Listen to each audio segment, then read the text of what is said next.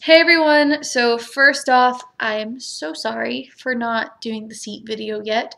My life got a little bit crazy and I've not done it yet, but I swear it's coming. Just maybe not for 2 weeks because I'm going out of town next week. And I only like to film these when I have my house to myself, so that's why like they're kind of intermittent. Sometimes my brother's here, sometimes he's not, and I prefer it when he's not. Anyway, so this is not the seat video. This is actually me entering the helmet debate. Alright, so helmets. First and foremost, I believe that you should wear a helmet. That being said, I have gone a lot of times on my horse without wearing a helmet. So I am a little bit of a hypocrite, but I have stories to tell you that hopefully sway you to believe that you should wear a helmet.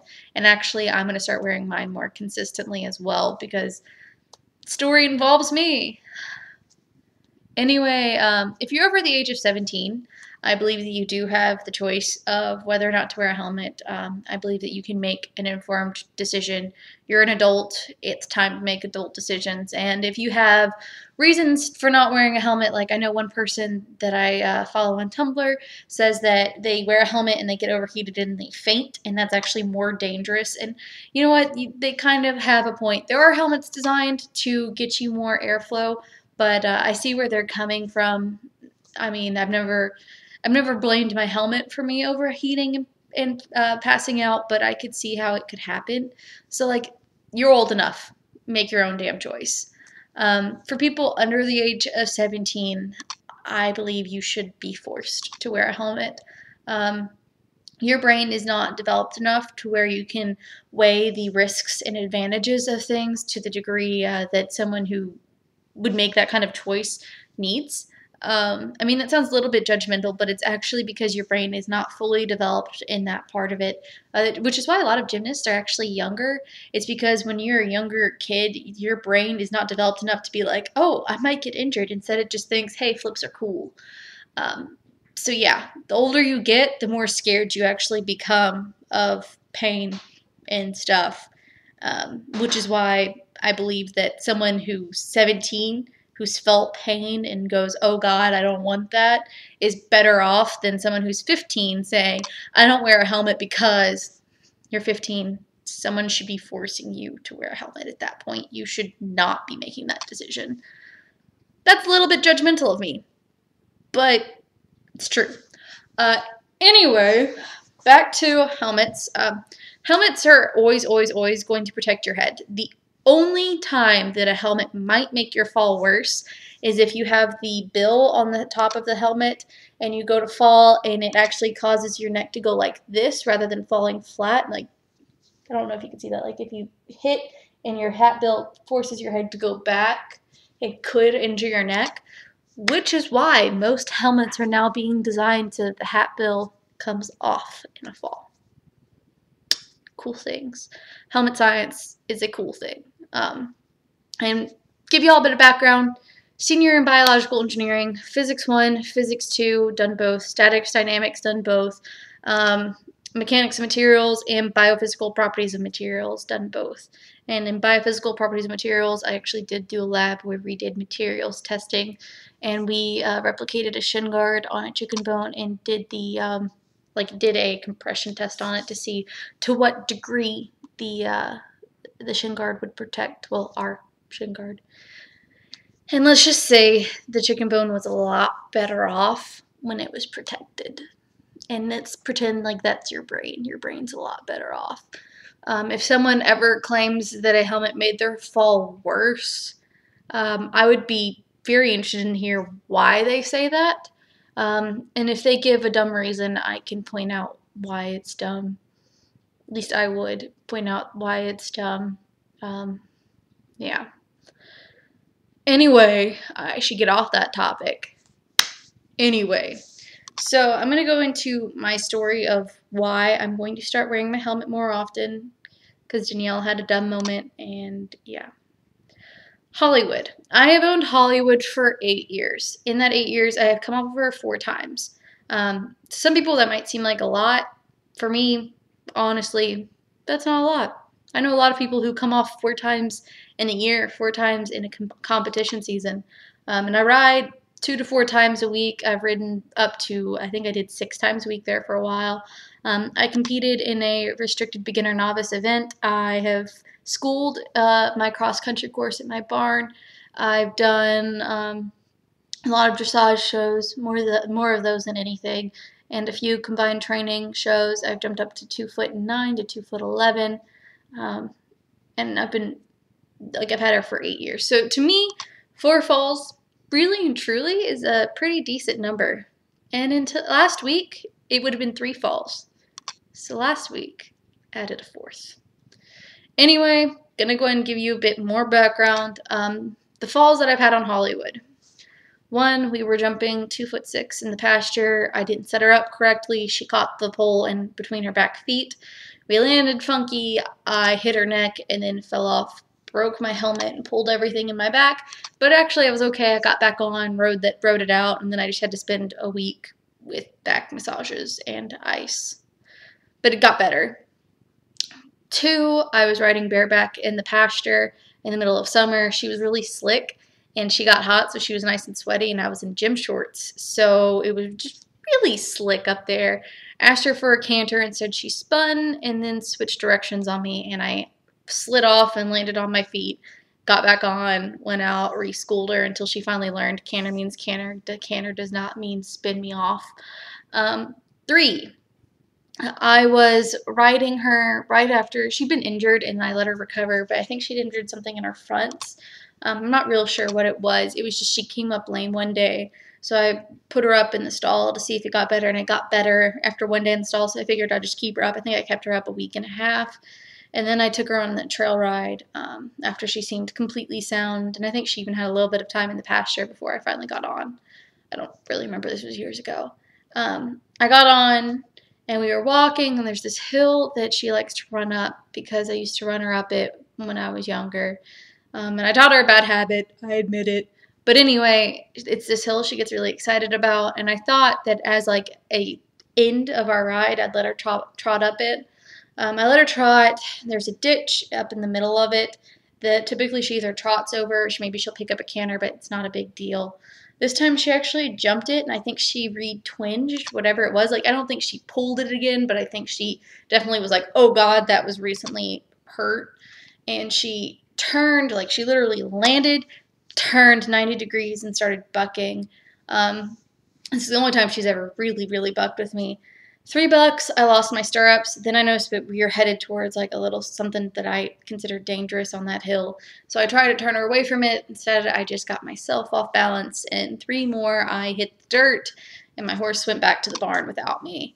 I thought I broke my butt at that point because I literally landed butt first on the ground, but I didn't. I got up. I followed her back to the barn. I got on. I schooled her, took her back up the hill, called it a day. And she was fine the second time going up the hill. I think she learned her lesson because I think she did. She didn't injure anything, but I think it kind of was like, oh God, that hurt. Like, have you ever had an old injury? And yeah, I'm going into unnecessary things. Anyway, 4th fall was recently, last week. I was not supposed to ride that day. I was getting ready for a fox hunt that I was going to be doing on Sunday. Hollywood was going to go either Friday or Saturday, and I was going to go out there for the cocktail party Saturday and then ride her on Sunday for my first ever fox hunt. So I was out there just to clean my tack. I was in skinny jeans and these boots that I wear that aren't riding appropriate because they've got this like weird bigger heel, and they're not like riding boots at all, but they're safer around the horses, and like I didn't feel bad trekking them through any mud, but definitely like not riding boots. So I get out there. At one point I did hop on bareback. I didn't wear a helmet. I just hopped on with her halter, and I was just doing some leg yields, a little bit of trot, and it's in this really tiny arena. I did a little bit of trot, but it was mainly just walking around and like working on her shoulder and her yielding her butt and everything like that. And then I got off, and my friend came out, and she was going to actually school Hollywood under saddle that day. So she came out, I helped her tack up, she got on, she was warming up and everything, and then they were doing this exercise that I've decided really benefits Hollywood. It's just a figure eight with a simple change in the middle, about 2 or 3 trot strides, cantering figure eight, and then 2 or 3 trot strides, and you switch leads. And they were having a little bit of an issue, just the size of the circles. It was basic stuff, but my friend, asked me to get on to show her exactly what I meant, and I was more than happy to. And I actually almost didn't wear a helmet because it was flat work. I was in a saddle, um, in an arena. I really wasn't even thinking about wearing a helmet. But my friend talked me into putting hers on. I did not use stirrups because my feet, the way these boots are, like they could have just slipped through and gotten stuck, and I didn't want to get stuck in a stirrup. That sounded horrible. So I wasn't using stirrups. I just crossed them in front of me. I got on, walk, trot, cantered, and showed her the cantering exercise, no problem. Then I was just cooling Hollywood out. I had the reins loose, and I turned her around to go back towards my friend. And right now we think something stung her because this is really unusual, and she's never done anything like this. But we were walking, and then she dropped her shoulder, shot it to the left, and took off. And the change of direction got me unseated. The taking off took me off. I tried to stay on. I had my reins and I tried to pull myself into the saddle with them, but pulling on them makes her go faster. And I tried to close my hip to keep myself on, and it actually made my fall worse. I slipped off and I almost landed straight on my head. Fortunately, I managed to roll my neck up at the last second and land on my shoulders. But in the process, I twisted my back and landed and popped everything in my back. And when I closed my hip, when I was on, I actually managed to bruise the inside of my hip. It's called a hip contusion. So I had lower back injury and a hip contusion. And my head did hit the ground, but I managed to save myself most of that. Um, I had to go to the hospital. My friend had to take Hollywood and untack her and let her loose, and she had to actually drive her car down into the arena and help me get in the car and take me to the hospital because I couldn't walk. It wasn't that it was that serious. It was that I could stand up, but as soon as I tried to walk, my left hip would give out and I would get a sharp pain up my back. And so I was afraid that it was something worse. And I mean, there's that old phrase, either get on or go to the hospital. And I definitely couldn't get on, and I couldn't actually walk. So I figured hospital was a good choice. I went to the hospital, and I've not actually been able to ride for a week. I probably won't be able to ride till after my spring break because I'm leaving Saturday. And I had to take time off of work. I had to take probably about 5 days off of work.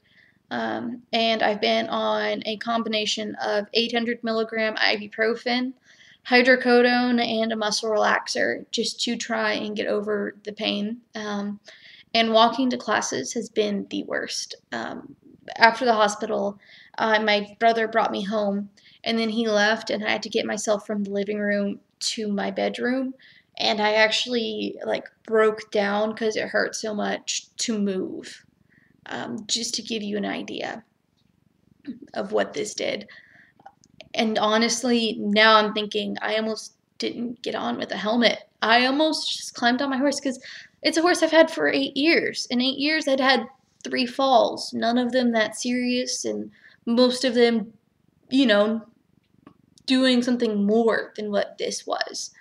And I mean, I trust this horse. While we were schooling, I had no reins and no stirrups doing a canter circle because that's what I do sometimes. And cooling her out, I fell off.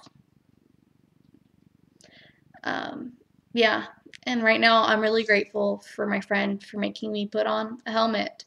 Otherwise, that could have been a lot worse. I could have really, really injured myself. And if you hurt your brain, there's really no recovering from that. I mean, there's somewhat, but you can do some really permanent damage up in there. It's just the way it is. So that's my story, and that's why I think you should wear a helmet as much as possible. Um, yeah.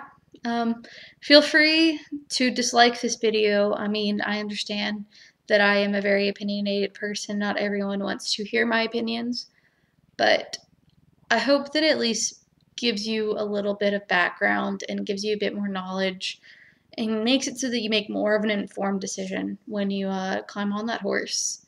Your brain's important. You are your brain. You aren't your body. You're your brain. So please protect it. But that being said, I'm going to try and get the seat video uploaded at some point or recorded at some point. And thanks, guys, for watching. I hope you have a great time riding. Well, I can't. But I'll see y'all later. Thanks. Bye.